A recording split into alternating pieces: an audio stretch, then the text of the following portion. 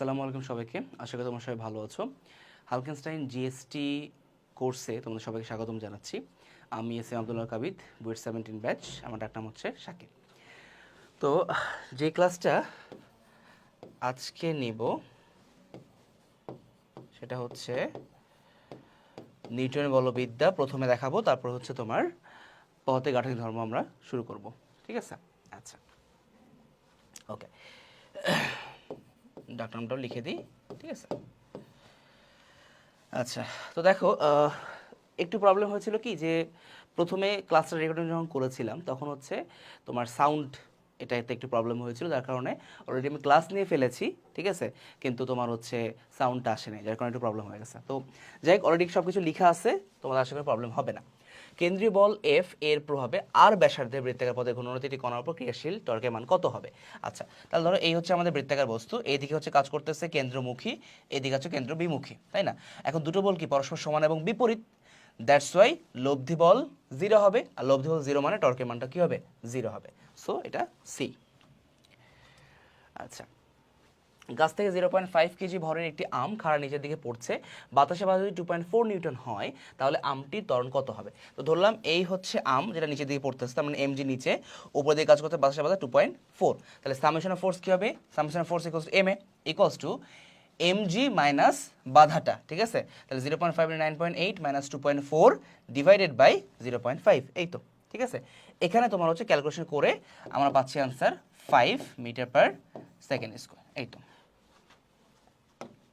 ওকে, নেক্সটে একটি চাকার ব্যাসার্ধ মানে আর দেওয়া ছিল, ঠিক আছে, প্রতি মিনিটে এতবার, তাহলে ওমেগা যেহেতু বলছে প্রান্তিক মানে হচ্ছে প্রান্তে রৈখিক বেগ কত, তাহলে ফর্মুলা কি? V equals to R omega.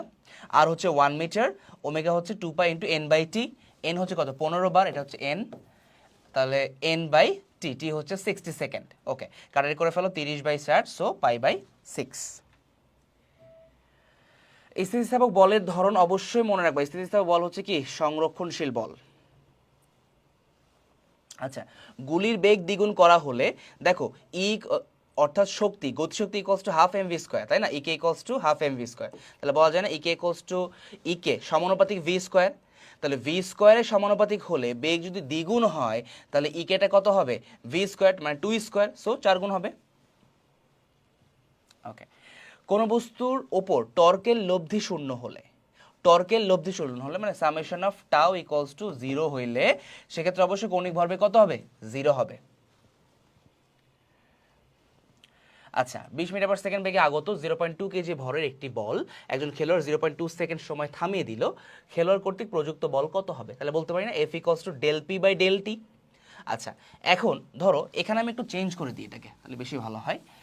সেটা হচ্ছে M U minus M V, কারণ এম ভিটা 0, ঠিক আছে, ভি হচ্ছে 0, শেষ বেগ 0, তাহলে এম ইউ, তাহলে এম ইউ, এম হচ্ছে তোমার 0.2 ইন্টু 20 ডিভাইডেড বাই ডেলটি হচ্ছে 0.2, কাটাকাটি করে দাও, আনসার পাচ্ছি 20 নিউটন, এই তো। ওকে, ঘর্ষণ বল 5 নিউটন হলে 5 কেজি ভরে একটি বস্তুকে 5 মিটার পার সেকেন্ড ত্বরণ প্রদান করতে কত বল লাগবে? তাহলে জানি কি সামেশন অফ ফোর্স, এটা হলো প্রযুক্ত বল, এফ হলো প্রযুক্ত বল মাইনাস ঘর্ষণ বল ইকুয়ালস টু এম এ। আচ্ছা, তাহলে এফ বের করতে হবে, কত বল প্রয়োগ করতে হবে, মানে প্রযুক্ত বল বের করতে বলছে, তাহলে F equals to M A plus small F. M A হচ্ছে ধরো 5 ইন্টু 5 প্লাস 5, সো 30 হচ্ছে আনসার। আচ্ছা, বস্তুর ভরবেগের ও পরিবর্তন, ভরবেগের পরিবর্তন নির্ভরশীল নয় হচ্ছে সময়ের উপর, যেমন দেখো del P equals to M V minus M U, তাহলে ভরের ওপরও নির্ভরশীল, বেগের ওপর নির্ভরশীল, আবার এফ এর অর্থাৎ বলের ওপরও নির্ভরশীল, শুধুমাত্র সময়ের উপর নির্ভরশীল নয়। 1000 কেজি ভরের প্লেনের জন্য বাতাসের বাধা যদি এত হয়, আচ্ছা প্লেনটি সমবেগে, যেমন দেখো সমবেগে কথাটা আসা মানেই ত্বরণ হবে 0, তার মানে বলটাও হবে কি? 0, সো লব্ধি বল হবে 0। 16 নিউটন এর একটি বল 4 কেজি ভরের উপর 4 সেকেন্ড ক্রিয়া করলে বস্তুর বেগের পরিবর্তন কত হবে? তাহলে বলতে পারি না বল equals to M A, M into A, A মানে কি? Del V by del T, del V বের করতে হবে, সো এম এর ভ্যালু বসা দিয়েছি 4, ডেল টি হচ্ছে 4, তাহলে আনসার হচ্ছে del V equals to 16 metre per second. Okay, 10 KG ভরে 0.5 মিটার চক্রগতি ব্যাসার্ধ বিশিষ্ট একটি ঘূর্ণি চাকার ক্রিয়ারত দণ্ডের মোমেন্ট। আচ্ছা, দণ্ডের মোমেন্ট কথাটা আসলে এটা হচ্ছে টর্ক হিসেবে চিন্তা করবা, ঠিক আছে। আচ্ছা, এটা হচ্ছে এম দেওয়া আছে, এটা হচ্ছে তোমার কে দেওয়া আছে। ওকে, তাহলে tau equals to I alpha, formula alpha equals tau by I, tau দেওয়া আছে 10 আর আই হবে এম কে স্কোয়ার। ওকে, তো সবগুলো ভ্যালু বসিয়ে দিয়েছি এখানে, আমরা ক্যালকুলেশন করে আনসার আসছে হচ্ছে 4। অবশ্যই এখানে মনে রাখবা 4 এটা কি আলফা, আলফা আসছে তাই না, আলফা হচ্ছে কৌণিক ত্বরণ, সো রেডিয়ান পার সেকেন্ড স্কোয়ার হবে একক। কারণ তোমাদের ওই প্রশ্নে কিন্তু কি বলা ছিল জানো, যে মিটার পার সেকেন্ডও মিটার পার সেকেন্ড স্কোয়ারে কিন্তু ছিল, সো অনেকে ভুল করে মিটার পার সেকেন্ড স্কোয়ার অর্থাৎ রৈখিক ত্বরণেরটা যদি দাগিয়ে দাও তাহলে কিন্তু পুরোটা ভুল হয়ে যাবে। ওকে, এত মিটার ব্যাসার্ধ মানে আর দেওয়া আছে, ভিটা বের করে ফেলেছি, ভিটাকে আমরা মিটার পার সেকেন্ডে করে ফেলেছি, এটা হচ্ছে তোমার 19.44 মিটার পার সেকেন্ড, ঠিক আছে। ওকে, তাহলে tan theta equals to v square by rg, theta বের করতে হবে, so tan inverse v square by rg। এখান থেকে ক্যালকুলেশন করে আমরা পাচ্ছি 14.419 ডিগ্রি এরকম টাইপের, সো 14.42 ডিগ্রি হবে।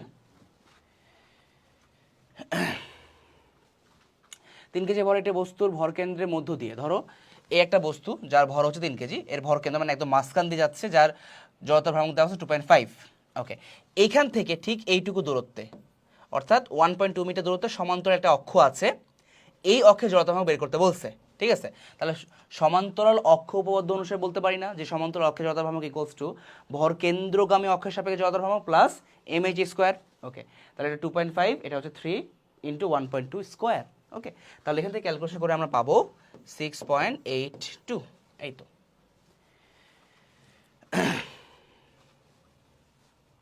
আচ্ছা, এবার দেখো একটি ধাতব গোলকের ভর দেওয়া আছে 6 গ্রাম, অবশ্যই তুমি এটাকে 6/1000 করে কেজিতে কনভার্ট করে নিবা, ঠিক আছে। তাহলে আই আলফা, তাহলে আই ইন্টু আই মানে কি, আই মানে হচ্ছে এম, এটা যদি আমরা লিখি এভাবে M R square into omega, ঠিক আছে। তাহলে কৌণিক ভরবেগ বের করতে বলছে, তাহলে L equals to I alpha, so M R square into sorry L equals to I omega, M R square into omega. M এর ভ্যালু 6 ডিভাইডেড বাই 1000, অবশ্যই কেজিতে কনভার্ট করে নিয়েছি, আর স্কোয়ার হয়ে গেল, আর ওমেগা হচ্ছে 2 pi into N by T. দেখো এখানে প্রতি সেকেন্ডে মানে টি ইকোয়ালস টু 1 সেকেন্ড আর 4 বার, সো এটা হচ্ছে এন দেওয়া আছে, ঠিক আছে। সবগুলো ভ্যালু আমরা হচ্ছে বসিয়ে দিয়েছি, এই তো।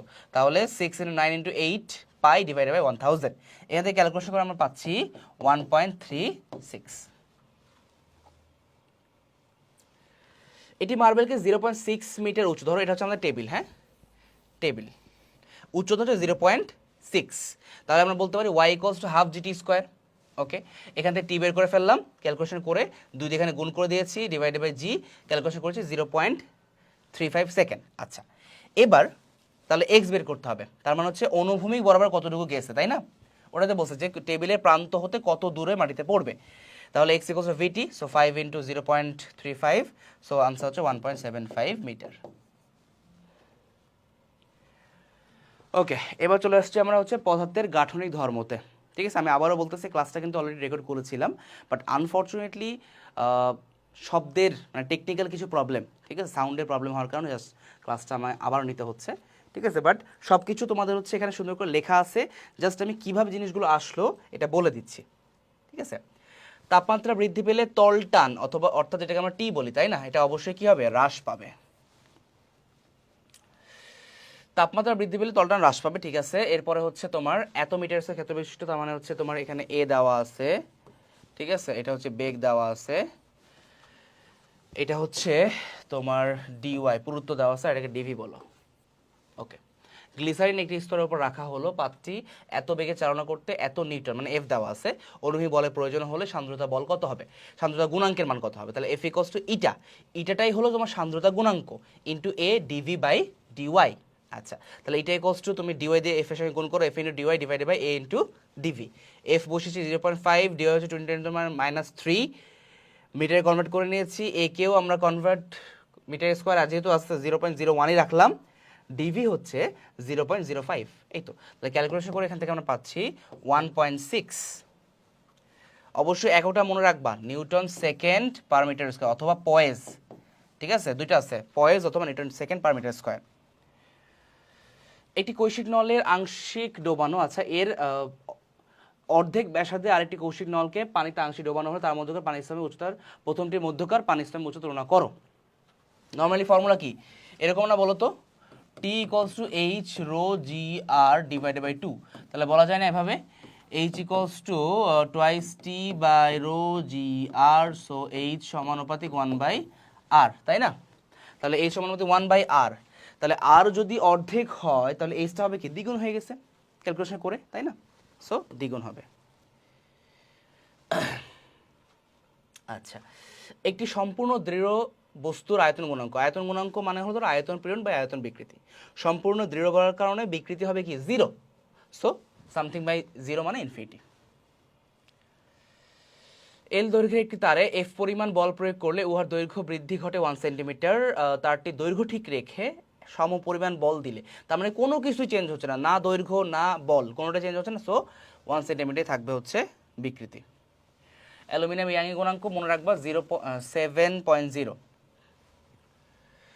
আচ্ছা, খাড়াভাবে নিয়োজিত করা হয়েছে একটা কৈশিক নলকে, ঠিক আছে, পানি আহরণ করতেছে ব্যাসার্ধের সঙ্গে এইচ এর সম্পর্ক, এই তো T equals to H rho G R by 2, তাহলে H equals to twice T divided by rho G R, so R এর সাথে সম্পর্ক কেমন 1/এইচ, এইচ ইকলস এইচ সমানুপাতিক 1/r বলতে পারি, সো এইচ সমানুপাতিক r টু দি পাওয়ার -1, এই তো।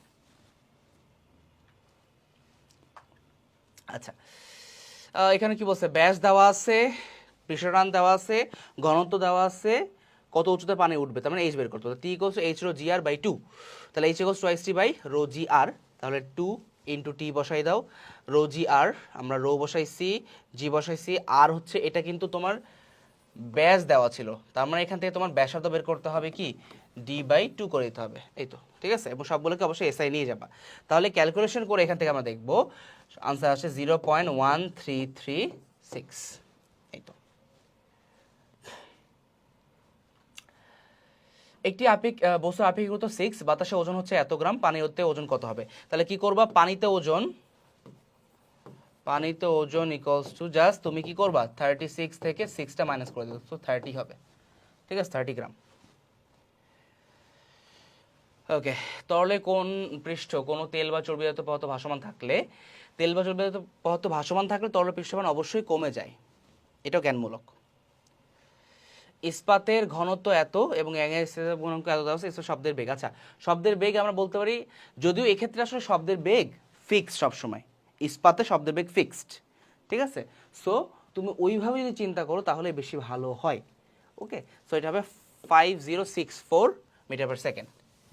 একটু মুখস্থ নির্ভর হিসেবে চিন্তা করবা এটা, একটু ট্রিকি কোশ্চেন আছে এটা।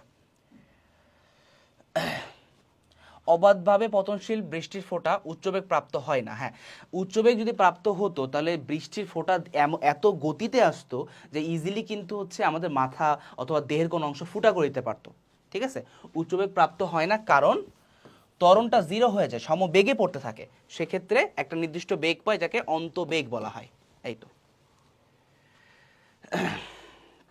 সো ঠিক আছে, আশা করি তোমরা ক্লাসটা থেকে বেশ উপকৃত হয়েছে, পরবর্তী ক্লাস সবার সাথে দেখা হবে ইনশাল্লাহ, সবাই ভালো থাকো, আল্লাহ হাফেজ।